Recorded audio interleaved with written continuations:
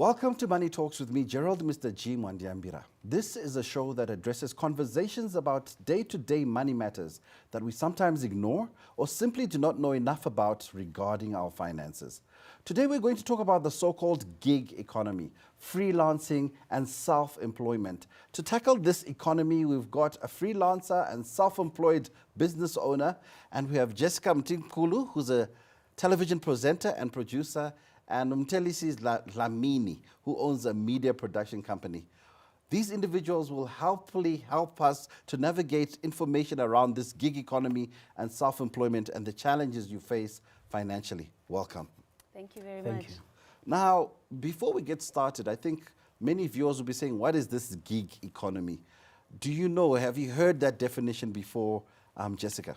I've heard it before, and I always say I have issues with it because it makes it sound like the creative industry is games or like we're playing. But even though creativity and play, it's an industry, and we take our work very seriously. But the word gig probably comes from the fact that you are working on a project basis. So like how a musician would have a gig from weekend to weekend in different places. Our jobs kind of feel like that. You're working here one week, you're working there another month. So maybe that's where it comes from. And Mthelisi, what are those challenges you face? What is it like to work from contract to contract, especially since you live a normal life like all other South Africans? You've got a family, you've got to provide for them. What does it feel like to actually work from contract to contract?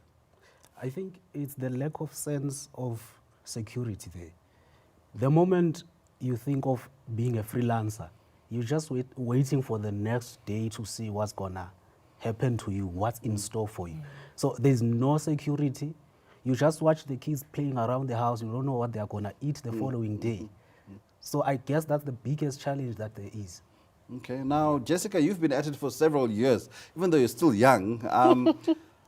How did you make that decision? Because I mean, you started off in this industry as a child and child talent, and you had the choice to go to varsity formal employment, and yet you chose to remain within the creative industries and essentially be self-employed. How did you set yourself up? Did you have to go through any steps to get where you are? Interesting question. So when I was a young adult, I actually I still looked teen-like, and hence that's when I started on SABC 1's Yo TV. But I was already in my 20s when I started.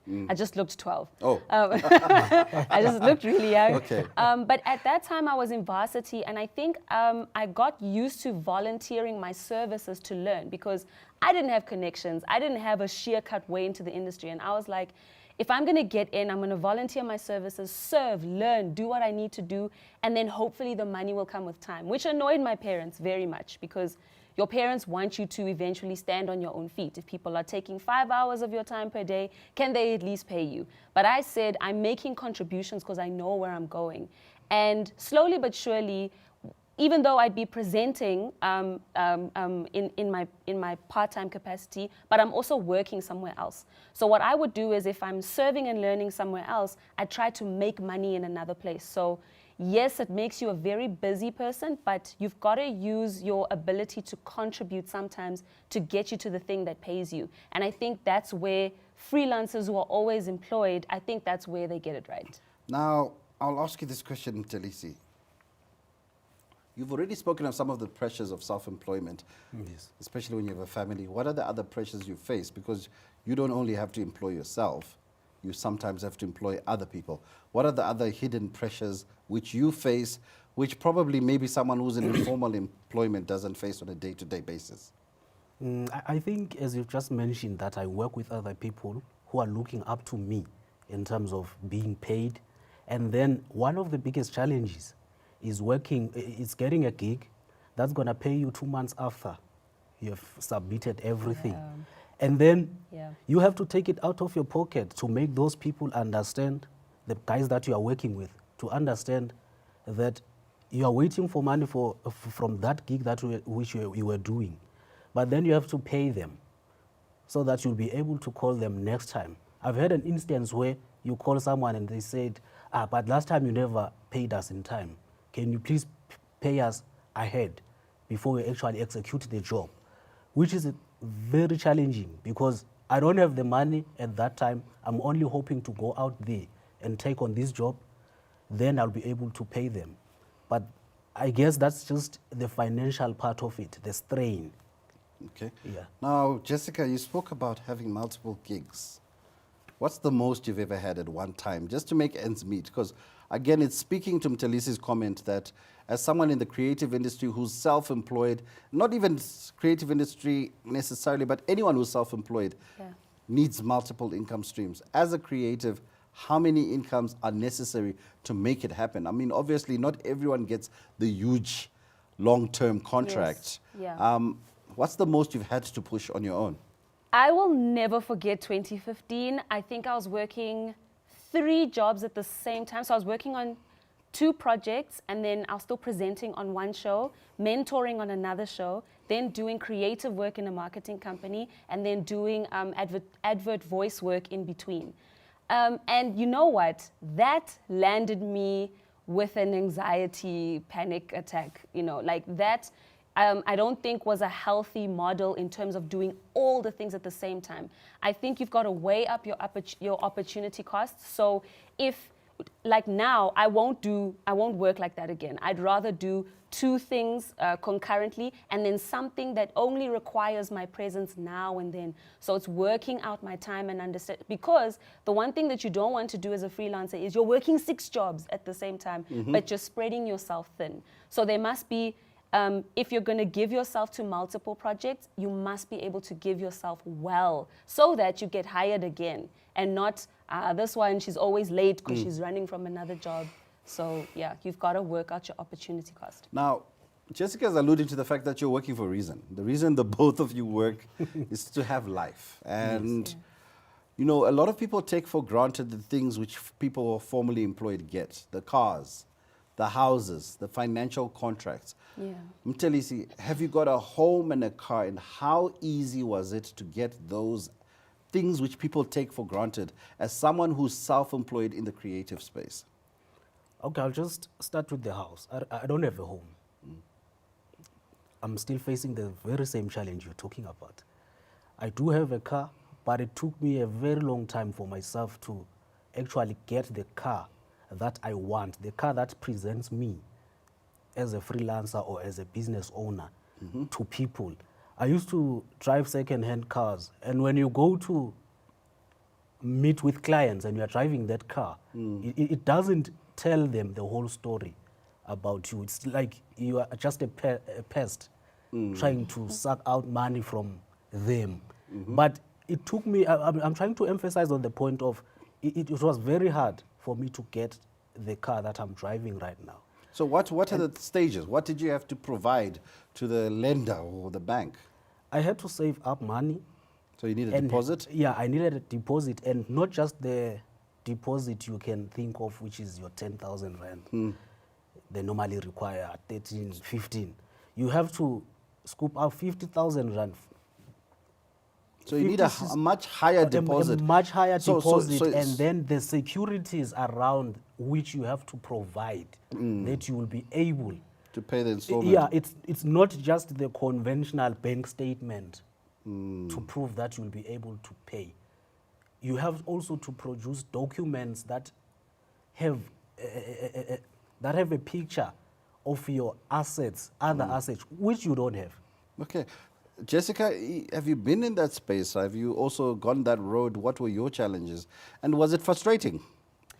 I definitely think it is frustrating, but what I tried to do was, I think I remember the first car that I applied for, but a brand new car, because I went my first car was a second-hand car, but it would let me down. So I'm trying to get to my work, and then it crashes, like it just does its own thing. And, you know, I had to use wisdom that as a woman, I need a reliable vehicle, not too expensive. And when I applied for that vehicle, when I told them what my job is, they didn't understand that I work in multiple spaces. So I was like, look, okay, I'm going to just show you all of my invoices, all of my pay slips, all of my payment explanations. And what you can do is, here are my references. You can call, these are my employers. You can call them and do a background check. And I did qualify for that vehicle. And then the vehicle I got after that one that I'm currently using, I also had to motivate in the same way, but I managed to get the deal through. And I think that's the advice I would give to you in the gig economy or creative industries. Record keeping. I think a lot of the time, you know, when you want to go into these formal structures like a home or a car, you need to have records. So it's important either to set yourself up as a sole proprietor or as a small company so that at least you can now track all those invoices. And it's important. And I know it's a challenge because sometimes people want to pay you cash. And that's the lack of respect which sometimes they give creatives, that suddenly, you know, other people get paid in a bank account, you can take an envelope. Or they don't give you pay slips or... Yes. So record keeping is important because what I'm trying to demonstrate is that you can get a home, you can get a car, but it's as Jessica did. It's a little bit more work. All your invoices need to be tracked. Your bank statement needs to be in order, and you need to have savings. And I think the savings element also points to the fact that you're responsible and you don't have a risk. Unfortunately, you're competing in an environment with employed people who can just simply say, my boss is not firing me next month, so I'll pay you. You know, so these are some of the challenges, and I think, you know, it's important that we engage in those conversations. Now, lastly, before we go on break, Mthelisi, how does it affect your family life?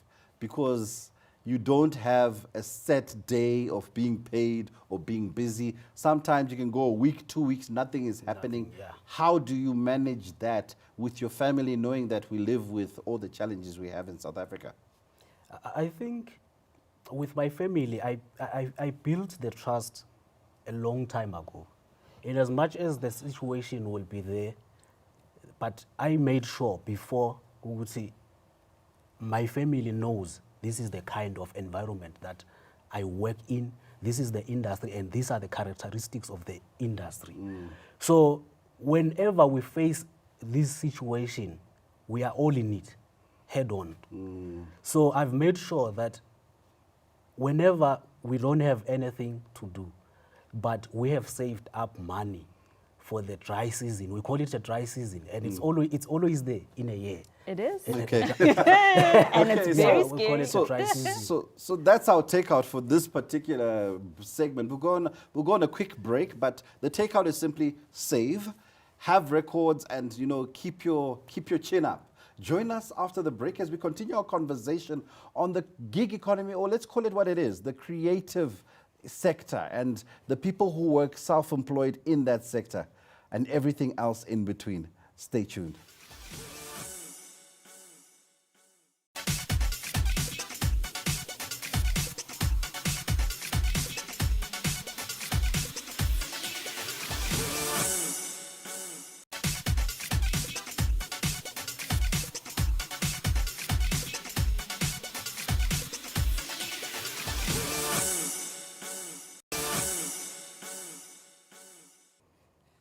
Welcome back to Money Talks with me, Gerald, Mr. G. Mwandiambira. If you've just tuned in, we're talking today about the creative economy, also known as the gig economy. Freelancers, aspiring artists, self-employed people, producers, television industry, people with small businesses are all in this huge sector which is hidden in plain sight. And to discuss this sector, we've got Jessica Mthimkhulu, who's a television presenter and producer, and Mthelisi Dlamini, who's a media production company owner, both individuals in the so-called gig economy or creative sector. Now, I'll start with you, Jessica.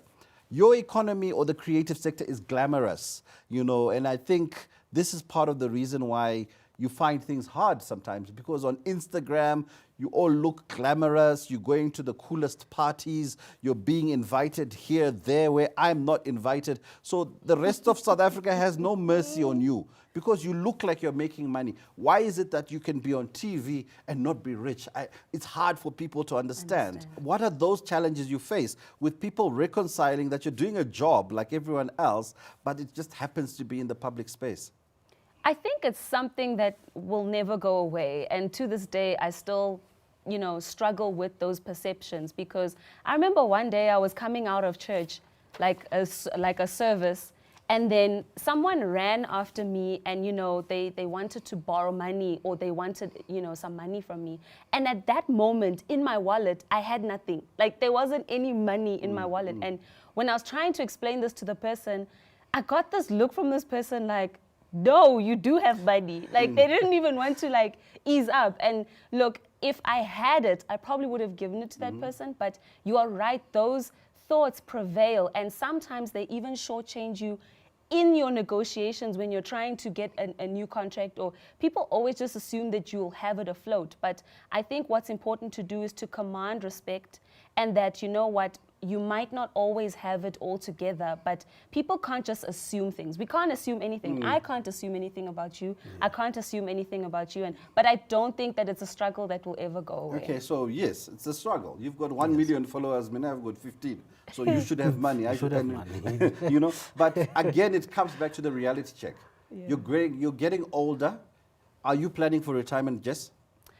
I am happy that you mentioned that, because as of this year, that is my goal, to really work on how I invest and how I save. And that's the one thing I haven't gotten right yet. And it scares me, because if I don't get this right now, it's going to shortchange me by the time I turn 60. And if I'm 28 now, that means I have, 32 years to get it together? And Mthelisi? Have you consulted? Are there financial advisors who are even specializing in creatives, or you kind of left out there on your own? I think we are out there on our own. There are no people who have dedicated their skills in the financial sector to us. We are just, I think for myself, luckily, I studied accounting. So I kind of like there and there apply that accounting, but which you can't compare it to someone who does it every day and specializes in those things. It just helps me to run my CRM software and be able to send out an invoice, able to send out a quotation, and manage my relationships with clients. But in terms of the skill itself, I think I'm just focusing on my cinematography and editing. That's it. That's it. And that's the challenge. So you're basically saying there's no financial planners who've said, I service creatives. Yeah. And they have that creative expertise and can build that relationship with also service providers like financial institutions to say, look, my creatives never fail you. Help me to work with you. So I guess that is a gap in the industry which is already existing, because in the creative economy, everyone only sees the people with 3 million, 2 million followers. Yes. Yeah. But those guys are getting multi-million rand endorsements.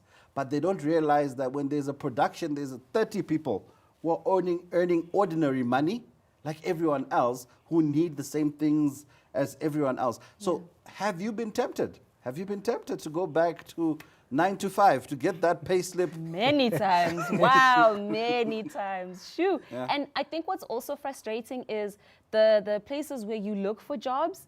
I've gone through them many times, and it's difficult to see creative work that I want to do that can maybe help me through a 3-month gap. It's the corporate things. And I mean, it's really a struggle. I don't know how you manage to get through those dry seasons without losing your mind or like panicking. How do you do it, Tex? I do lose my mind. Just to correct you. Yeah. I You do lose your mind, yeah. Yes, because it's not normal to be broke, more especially in Joburg. Okay. Yeah. So I do lose my mind at some point, but I just have to recollect myself and focus. Because if I will focus on not having money at that instant, then I won't have money tomorrow. Yeah. Okay. Now, you mentioned that no one is focused on you in terms of financial products or solutions which actually account for someone who has irregular income streams. I mean, I happen to do a few creative clients, and they'll tell you that I get paid in December. They say in December, I'm going to make more money than you can see in a year. But from January to November, it's a dry season. Yeah. And what kind of solutions do you think should be, or how should the financial sector accommodate your money requirements in terms of being creatives? If you had a choice to say, tell the bank what you want, what would work? I actually, this is something that maybe the creative industry needs to come together and, you know, approach banks and be like, how can we get this right? Because maybe, you know, banks can enlist our services. You know, maybe they can use our insights to make their products more creative. They can create different focus groups that, if you participate in those things, especially during those dry seasons, offer your creative advice, your creative services. Maybe that could help. But we need to create those bodies. And this is a very important conversation. And I think the nation needs to have it more. And for you, Tex, do you think, what would be easier? I mean, you want a bond. And what, besides producing invoices and paperwork and unknown future income, what would work for you in terms of them maybe helping you? I think the bank should look into the wider spectrum of our income instead of looking at the month to month, because I guess that's where the limitation is. Really. It's the month to month which someone with a 9-to-5 job can produce. So you're basically saying the bank should say, look at my income over the last 3 years. Yes. Work on that as an average annual income. Then at least I can actually show that I earn more than people who are in 9 to 5. Yeah, which is very true. I'll tell you, not that I've compared myself with other people, but I make more money than someone who goes to a job from 9 to 5. But if you can look at us in a space of 3 months, me with that person who goes to a job from 9 to 5, you will find that they beat me in that 3 months. But give me a year and let's look at the returns of a year. They're not even quarter of what I make. But it's very difficult for me to go to the bank and convince them on that broader spectrum. Okay. So I think, again, advice from my financial planning hat would be, when you're in the creative space and you do get those lump sums, pay in advance a lot of things. So your rent, when you get that big gig, pay 6 months rent. Don't continue 1 month, 1 month. Pay the 6 months. When you've got a life policy, you've got children, you've got retirement, pay an annual premium. It's much easier to know in December, I'm going to work hard, the money is in January, I pay for the whole year. Then I wait for the next December. So again, advice for someone in the creative space is, when you get those lump sums, always think 2-3 months ahead, because you don't know what's waiting for you. Now, ultimately, we want respect of society. Now, you've been on a national TV station. People have seen you every day on TV. Do people respect creatives, or they tend to choose celebrities? Because I think there's a difference between the celebrity and then there's someone who's actually working in the creative industries. Do you get respect? Do you command respect, or they're waiting to see your car sponsorship deal? I think it depends who we are talking about, but I think people respect you when they see what your product is. So what is the thing that you work on? What was your contribution to the measure of the success of that thing? I think that people do respect creators. And I also think the way you carry yourself commands respect. So, and I guess it's tricky, and I don't want to offend other creatives, but if I, walk into, I'm trying to get a car, and I walk into the room and I'm wearing a t-shirt that has holes in it, and I didn't brush my hair that day, and I'm saying I'm a creative, I'm not going to get respect in that room. But if I try my hardest to carry myself in a neat, consistent way, and I always show forth my products well, then I will get respect. But I think it's about how you portray yourself. Okay, now, I guess to wrap up, what would be your advice in terms of your money experience with hindsight, talking to maybe a new creative, someone who's just started their own production company? What would you tell them in terms of your financial journey? And the same for you, Jessica. We'll start with you, Mthelisi. I think my advice would be that the money is there, but it doesn't come the way, the conventional way of collecting money. So when you get lump sum monies, it's always tempting to go out, to take the kids for breakfast, lunch, supper. You just get overwhelmed. So my advice would be that give yourself a salary. It doesn't matter how small or big the salary will be. Don't feature your personal needs or bills in the gig money that you get paid. You understand? Get that money and set it aside. Say, these are my bills, personal bills at home. this is how much I'm going to pay for myself. And if I don't afford to take the kids out for breakfast, then you don't afford, regardless of how much money is sitting in the bank account. So because the moment you start taking your phone and you just app money anyhow, that's where the problem begins. So your hindsight and your advice is discipline is required. Jessica, your advice to someone in the creative space, perhaps a presenter, a young presenter out there or an aspiring presenter, what's the money journey you'd advise with hindsight? I think the first thing I would speak about is how inspired you are in what you're doing. The more inspired you are and the more fearless you are to take risks. I've taken some big risks and I've made mistakes. You know, I once went into a continent-wide competition thinking that after this, I'm going to get calls from people, they've seen my talent and I'm going to get hired. And that didn't happen. So be willing to make mistakes, and also I think just take those risks that can get you into the kind of jobs that you want to get into. And when you are there, make sure that your reputation goes ahead of you. Make sure that people know I'm not going to be late. People know that like you're going to give your best. And in those small little ways, those parts of your character, people will want to hire you for the second season. Maybe they'll want to hire you in the same company but in a different capacity. So I would literally say that your character works for you, and how inspired you are, try to keep that up. So that's it for today's episode of Money Talks. Our experts on the creative industry has given us some really important advice. Be strong, be disciplined, get that financial advisor who specializes on people who work in your industry, and be an individual. And don't let your dreams get ahead of you. From me, Gerald, Mr. G. Mwandiambira, till next time, goodbye.